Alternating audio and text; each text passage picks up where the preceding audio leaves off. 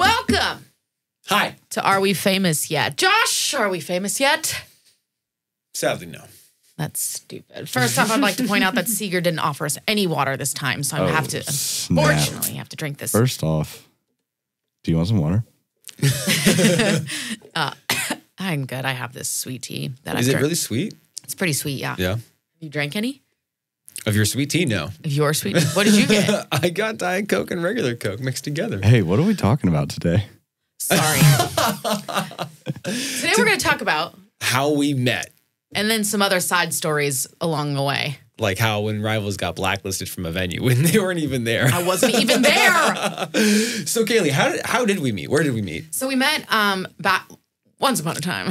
Kalie was definitely not 21 and definitely wasn't even 18. She was inside of a bar with a fake ID that was from Columbus, Ohio, that I got made from the internet, the dark web. How did you get that? How did you acquire a fake ID? There was a website. What year was this, by the way? Honestly? There was a website. There was a website. They had a great marketing team. Great marketing team. I was just like word of mouth, like a friend told a friend who told me, you know, kind of Before social media. Yeah. Well, there was MySpace, but yeah. You guys have known each other a long time. A long time. Yeah. We've known each other for 15 years. 15 years, Yeah, yeah. like roughly about literally half my life, probably. Wait, so then what year would be this? No, because I guess it would be 14, because I was 16 when I got my fake ID. But yeah, what year was this?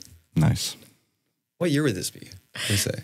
Well, 15 years ago. It's 2024, so. Oh, so 2009.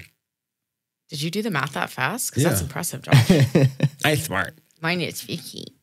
Wow, you did it that fast. She's the one in math. Wow. You know what's funny is I'm good at like math. I'm just like basic arithmetic, like 4 plus 27. That's 31. But I'm only a drummer. I can only count to 4. he just has to count to multiples of 4.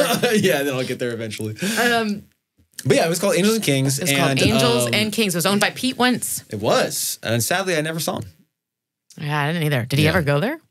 So there's like photos of him there, but probably like only at the opening. And like, never went again. You know? Yeah. Somebody else ran it and he just paid for it, probably. Right. It was really cool though, because I remember when whenever you walked in. To give you perspective, it was a goth bar. It was an emo scene goth bar. Yeah. Like this was like, if you got, because it's 2009, 2009, like He's not good at numbers. Yeah, I can't say them correctly. Yeah. But this was like at the heightened peak of emo days. This was like the peak of emo scene. Like 2008, 2009. Like millionaires. You know it's coming back. I know, that's kind of wild. It's like Barely Human and stuff. Shout out to Barely Human because he's literally bringing scene back, and I love it. In his own way though too, which is really rad. I like what he's doing. Yeah, he's making it more like dance and fun, which I guess was always. It was always like that. It was always. You kidding me? Right. Millionaires, Broken Side. It was always dance and fun. But this place was great. But like the moment you walk in, they had this, and we have images that will like boop, boop, boop, boop, show up. But Seeger.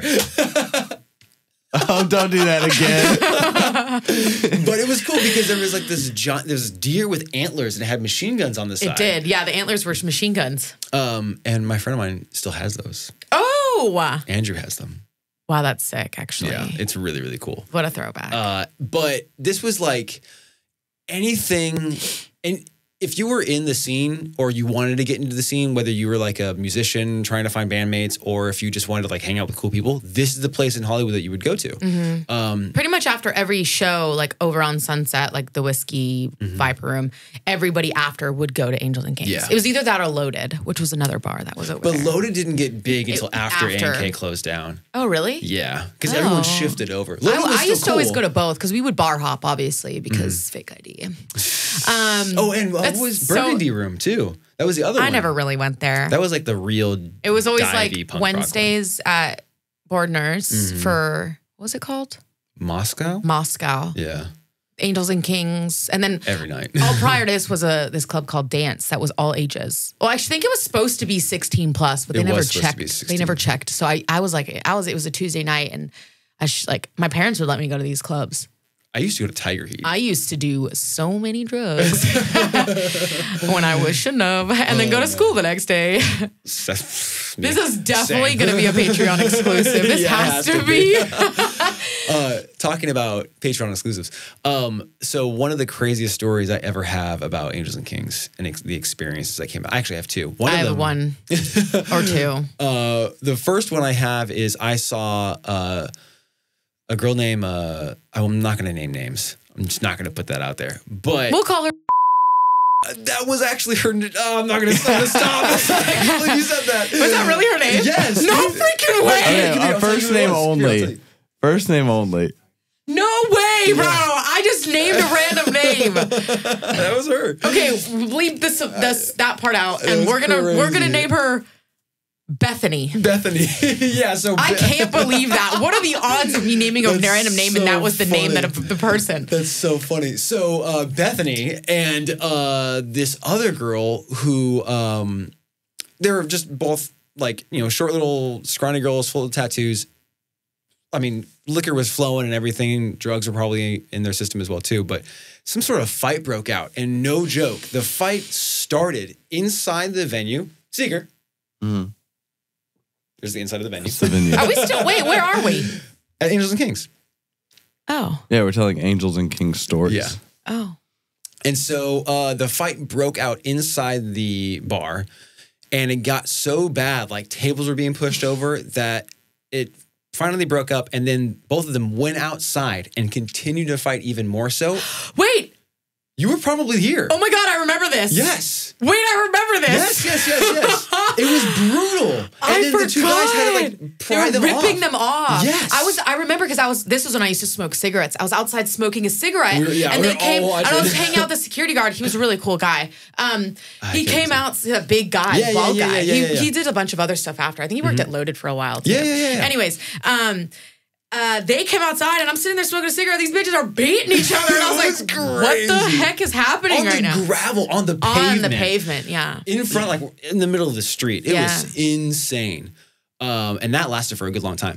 And then the second story I had was I walked into the bathroom because it was like male and female, and they had the back door with all the, or not back door, it was like a back wall with all these like nickels and pennies or whatever, right? I think I remember that, yeah. And remember, mind you, this is a decade ago. No, 15 years ago. Exactly. 14 years ago. And I remember going into the men's bathroom and walked in on not a threesome, a fivesome. Oh. Hell yeah. This is definitely a Patreon exclusive. In a bar bathroom. One girl, four dudes. And I knew all of them. Good for her. And you know who it is too. Beep. Of course it was. Good for her. Good for her. Oh man, good old A&K. What was your story? Mine's less exciting. I was at Angels and Kings. It was like a Tuesday or something. It was like a random day. And I had just finished up working at Target. This is how long ago it was. You worked at Target? I did work at Target. That's crazy. Wait, was this then? Maybe this was before then. No, it was before then because I was 17. I specifically remember I was definitely not 18. And I was sitting on the couch and I was drinking my drink. And at the time, all I drank was whiskey Cokes. And now I can't stand whiskey because of just so many nights vomiting on whiskey. And I had this couple come up and they started talking to me and I was like, that's very normal for 2009. Like, it wasn't like today where everybody ignores each other. Like, people talk to each other at bars back then. Like, it was very different. And they sat down and we were all chatting. It was fun. And then just out of nowhere, they're like, so do you want to go back to our place? And I was like, in my head, I was like, they want to have a threesome with me. And I was like sitting there and I was like, maybe. And then I was like, wait, no. I'm 17 years 17. Old. But they don't know that. I'm in a bar. Like, I was, to them, I was probably 21, 22 or something. Like, I was clearly younger. At least, I don't know. But it was a wild time. So that's wild. Yeah. And then I just remember sitting there and I was like, no. And then that was it. I got asked to have a threesome. And you know what's funny is now I get asked to have them often. Yeah. It's like at shows, like at a lot of different you know, in a lot of different moments. So, and of course, it's always, I have a boyfriend and I have for many, many years, but it's always just like, thank you. Thanks so much. But no. It's interesting when you get approached in those situations, especially after a show or, you know, after you play or whatever, because people want to live their fantasies, which is, you know, if more power to them for asking in the first place. Honestly, the fact that they ask it all is so like crazy because I would never, like personally, I would never do that. So like, having enough confidence to come up and ask someone that is like, you know, good for you. Yeah, no, 100%. Like, good for you. You never know. What if I said yes? Yeah, you never know. You know, and I might have if I was single and like, you know, but. Right. Yeah, so for all you threesome people out there, ask anyways. You never know what's going to happen. Keep asking. Josh is saying, don't count me out. I've been Josh is like, please, I'm begging you. I want to have a threesome. I've had several. It's fine. He needs more. I got to hit that. He wants to have a five-some. It's not the same. I'm dead. Oh my God. That's so funny. So let's talk about when Rivals got blacklisted. Okay. This is not at Angels and Kings. No, this was not. This was later. This was much later. This was like first year of Rivals? Yeah, I was probably 21 or 22, something like that. It was like one of the first times we played shows. Like, it was one of the first like moments we played shows. But we played our show. Everything was fine. I left. Like, I think I had work the next day or something. Like, I ended up leaving, which I normally never do. Like, I usually stayed for the whole show. And that was the one day I decided to leave. And shit went wild. And then Josh, go ahead. So the venue was called Los Globos, and it's on like the east side of Hollywood. And at that time, who was the drummer at the time? Do you remember? Christian? It was not Christian. Jeremy. Oh, yeah, it was Jeremy. It could have been Jeremy. It was Jeremy. No, it was your first or second year. So it had to be, who's your... Mike? Yeah, left-handed drummer guy. Mike definitely left. He always had work. But I think it was him. Whenever Nick was playing guitar. I don't remember. Okay. So it might have been Mike. I think it was. But I was in a band called Paradigm at the time. And it was Paradigm, Rivals, and then the Mirage Theory. Do you remember that band? I think so. Who was in that band? Davier, who's now in Devil Driver. That's right. And essentially... Didn't he tour with Great American Ghost? Yeah, he was a drummer for Great American Ghost. Right? Yeah, okay, yeah, same guy. So essentially, Rivals played. They killed it. It was awesome. This was like probably my third time watching them, so I was already like a fan. And then Paradigm was going to play, and Mirage Theory was playing at this time. And essentially what happened was there was a pit that broke out between some of the members of Paradigm and some of the friends of the Mirage Theory, and it just got crazy. Like, I'm talking about two people getting choked out from security guards, tables being flipped over, broken glass everywhere. It was insane. And this room, mind you, it's got three different venues. It's one venue, but it's three different stages. And we were playing in the smallest room that had a stage. And I think it only fit like 75 people, and there was like about 75 people there plus gear. And it was a train wreck. Oh, yeah. It was a train wreck. I just remember getting a call. It was like late, 11 p.m. and someone just yelling. Who was there? One of us was there. Was it Mickett? Justin. Mickett was on tour. That's right. Justin we was had still there. Nick, my ex-boyfriend, playing guitar for us at that time because Mickett was on tour with New Year's Day. He was TMing for New Year's Day. And we just had one random off show. Yeah. And then, I remember getting a phone call from Justin. He's like, and I'm pretty sure Justin got involved. Yeah, he was. I mean, I think if anything, he was trying to break it up. Yeah, and I remember getting a call. He's like, yeah, so we can't go back to the venue. And I was like, what? What are you talking about? What the hell what? And it was bad. Yeah. And so we're banned from that venue, apparently, even though I wasn't even present. And that person isn't even in our band anymore. Yeah. I want to say banned, but I doubt, like, if we went, they probably wouldn't even know who we are. I mean, back then, you guys were RVLS. We were. Not Rivals. We were. You were Ervils. Ervils. Oh, wait. Here it is. Here's the show flyer. Hey. Thanks, Seeker. What's another good funny thing we talk? Oh, we can talk about our first tour together. I don't even remember. Yeah. Oh, at the Boba Shop? At the Boba Shop. Well, no, that was not the first tour. The first tour was this one. You wanted to do Emo's back tour, but we gave you the other tour. That was the first tour. Oh, yeah. We did Jerry's Pizza. Yes. I remember the Red House show was the first time I ever signed something for somebody else. That was like up north, right? Yeah, I In, was like, up San in Francisco? San Francisco area. It was Walnut Creek, the Red House. It was also the first time we met, I think it's Angelica. Oh, yeah. She came out with her mom. She's literally the reason that on the Sad Looks Pretty on Me's album, the vinyl specifically, the braille is raised. I literally did it for her. I remember that. Yeah. That was awesome. Yeah, she's been a fan for a long time. Yeah. That's so cool. I know. I still see her post stuff. So do I. Yeah. Yeah. That's rad. On that Bordner's one. Oh, wait. See, here you go. He hates us so much. Oh, wait. Dynamite Vinyl, though. Okay. That was... My dad came to that show. Did he really? Oh, snap. So the box, Mickett and I hand sawed a box, a stage rising box. We made it out of 2x4s and some wood. Love it. My dad is currently using it right now at my brother's house as a coffee table. He still has it. It has our old logo on it and everything. That's so cool.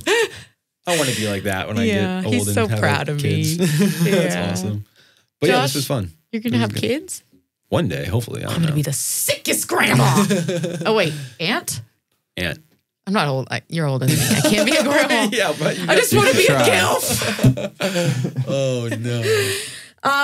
But yeah, that's a couple little stories from us. We have so many, but Yeah. that's a good start. I think that's a good start. But that's how Josh and I met. Like that was the original point of this video. Was like we want to talk about how we met and a couple Weird early things that rivals moments. But we'll find more. We got to get more content like that. Like to find these photos. I know. Find these times. It's hard. I probably could find some old dance photos from like when I was like 13 years old. Because that's where I met Mickett. Oh, was no at way. dance. Yeah. I was like 13 or 14 years old. Yeah. And I was, yeah. Was that in West Hollywood? Like I've known Mickett longer than you, and that's crazy. Yeah, West Hollywood. It was down on Figueroa and Sunset, maybe. For anyone that knows Hollywood, that's where it's at. For anyone who Was doesn't at. know, I think it's an apartment complex now. As is everything in Hollywood. So funny. Thanks y'all so much for coming. Thank you for subscribing to the Patreon. You have no idea how much it means to us and like the impact it has on our lives because that money helps us pay for these videos and for personal stuff, buying ourselves things that we need. So like Posca pens because they're so like expensive. the Posca pins. Thank you guys so much. Love ya. Bye. Mwah.